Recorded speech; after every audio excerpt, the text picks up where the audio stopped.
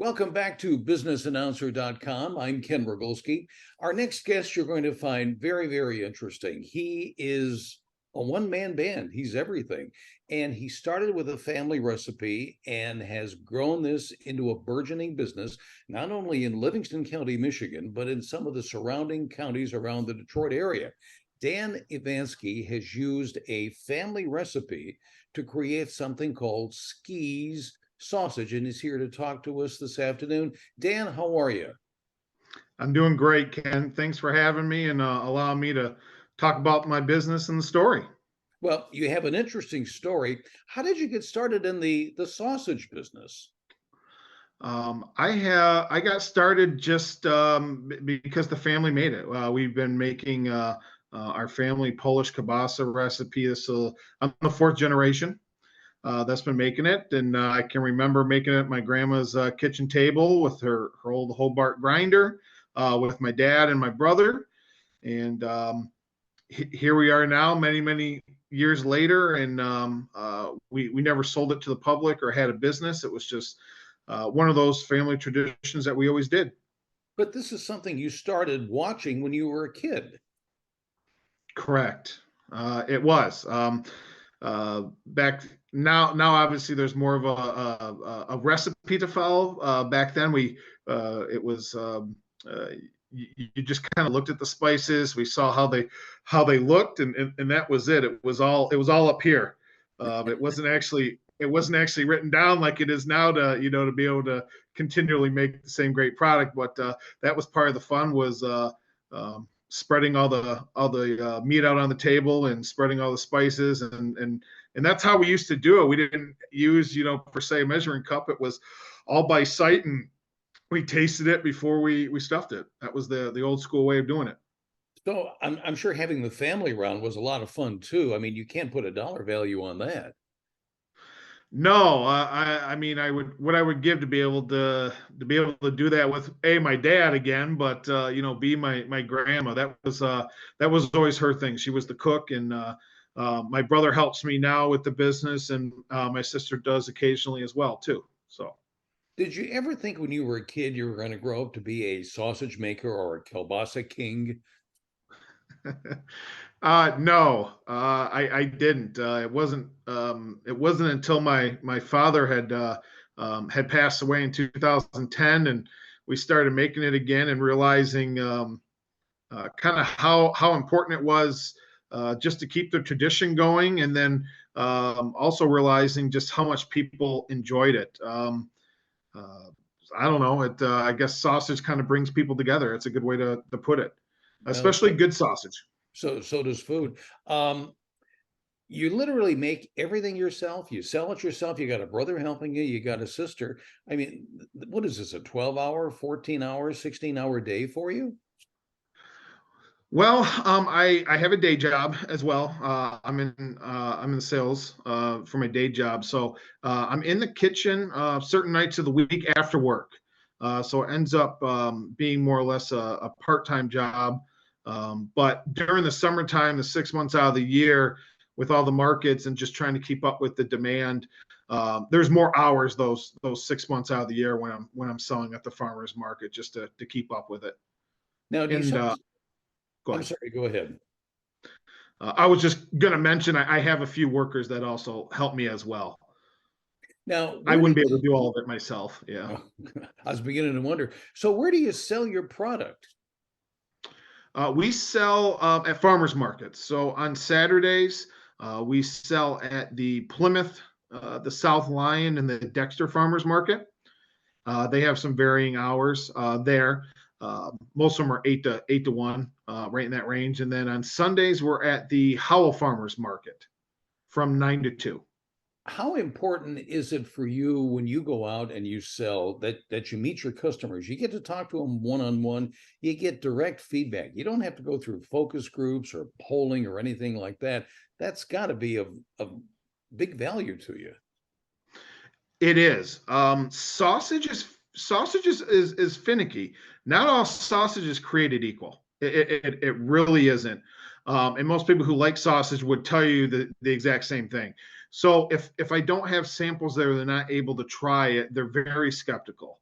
So typically it's a great thing that I'm at a couple of the markets every weekend, because I can tell them obviously everything that's going into it, aside from what the label says. But when they can talk to me, they trust me. And I think that's a great selling point, to know that it's made locally here, and that we control the whole process from beginning to end. And it's something proud to stand behind. You got a day job, but you're also building your own business. Have you always had this entrepreneurial spirit? Because, we are a business show, and I think people would like to hear if you've got any secret recipes for your entrepreneurial drive.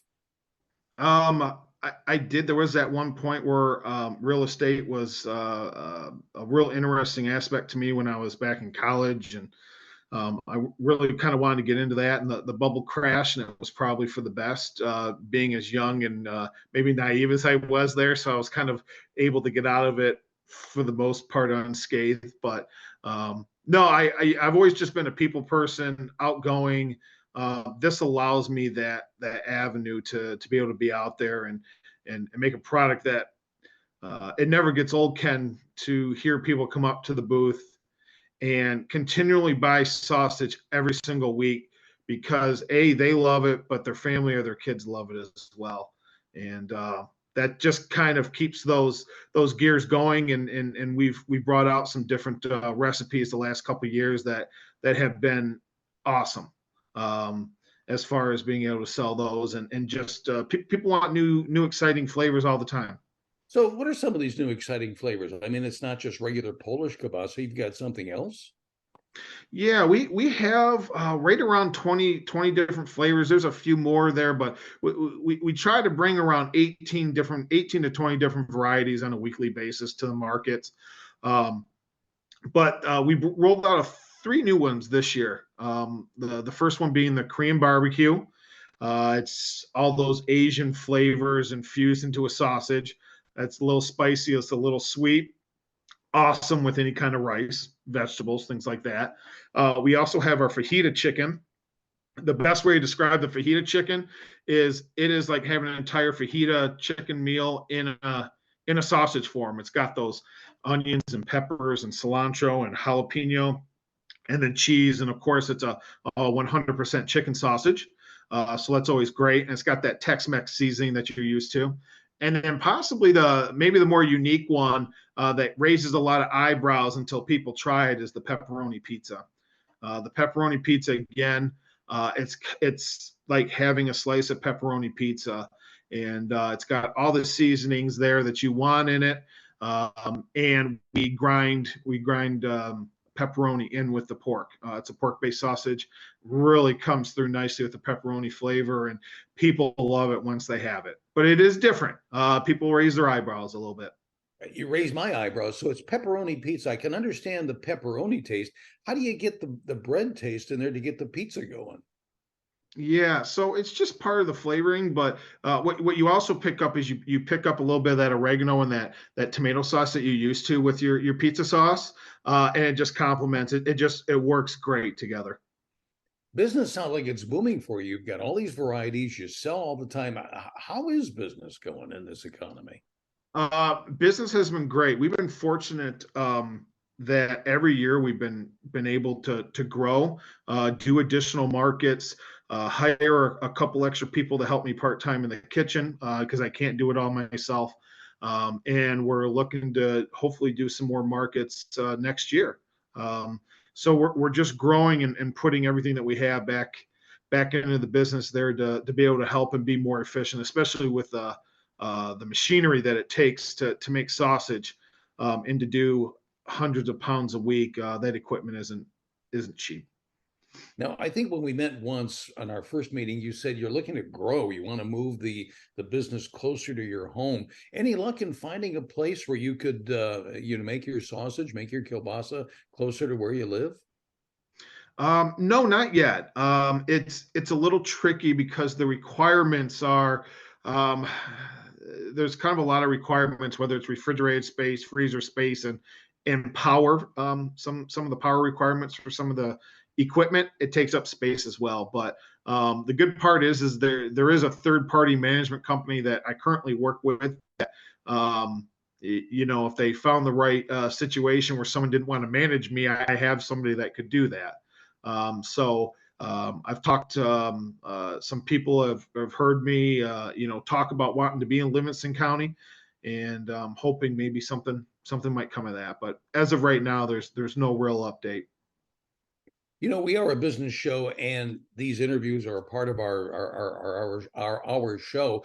Do you have any tips or suggestions for somebody who wants to start their own business? Maybe it's not kielbasa. Maybe they want to start a fishing store. They want to start an auto supply store, anything that you could pass along to somebody who thinks, I want to do what Dan does. I want to be my own boss. I think possibly the most important, one of the more important things to think about is just to be passionate about what you're doing. You don't want to go in half, whatever whatever saying you want to say. You want to be all in with that, and regardless of what that is, like you said, whatever business it is, but you can't just go in willy nilly with it. You have to be really passionate. And know that it's going to take more time than you think it will. I think most people will agree with that. But it will pay off. And Ski Sausage is seeing that. We're continually growing, and we'll keep going from there. Final question: how did you come up with the name Ski's Sausage? Great question, Ken. So it's a little bit of it's a homage to my dad. My dad's name was Dan as well. I'm not a junior, but my dad worked at Ford, the Ford Rawsonville plant in Ypsilanti, Belleville area for 40 years, and anybody who's kind of been in most of those plants know that they get uniforms, and his name tag was Ski. So when growing up, my dad obviously had a lot of time there. They would have an open house every year, and I can remember this vividly. Walking through the plant with my dad, he'd show us the crane, the different jobs that he did, things like that, and he would always wear a shirt too, and everyone called him Ski. Most people didn't know my dad's name was Dan; they knew him as Ski. And one time we had to get a hold of my dad through security because you can't just go into a plant, right? Right. And they didn't know my dad's name. And when I said Ski, Dan Evanski, his name is Ski, works at the cranes, the crane operator. The security guard, I kid you not, knew who I was talking about and was able to get me in touch with him. It was a family emergency, and that's how we got a hold of him. So it's an homage to my dad, who went by Ski, and then my last name is Evanski. So it's just a play on both of those. But without my dad wanting to have us learn how to make the family sausage, I wouldn't be interested in it and wouldn't be where I am now. He's got to be proud of you, looking down at you to see following in his footsteps. Only you doing it commercially. He did it just for the family. Correct. Yeah. In fact, everyone liked it so much. He used to barter for it, having the driveway plowed, things like that. People would just want to get paid in kielbasa back in the day. So true story. Final question, I'll let you go. Where do you see yourself in the next 5 years? Great question. Where we're looking to go is we're looking to have a standalone storefront where we can produce the sausage on site. That will allow us more capabilities with cooked product, smoked products, things like that, Ken. And obviously have all the different sausage, varieties we have now and more, but to be able to people to be able to come anytime they want during, business hours, and not just the farmers markets on the weekends. Well, Dan, you've got the passion, you've got the ambition, you got the heritage, and you've got it all together. We wish you only the best, and we thank you very much for joining us on businessannouncer.com. And hopefully you'll stop by again and give us a progress report and a report card on how you're doing. Absolutely. I appreciate the time.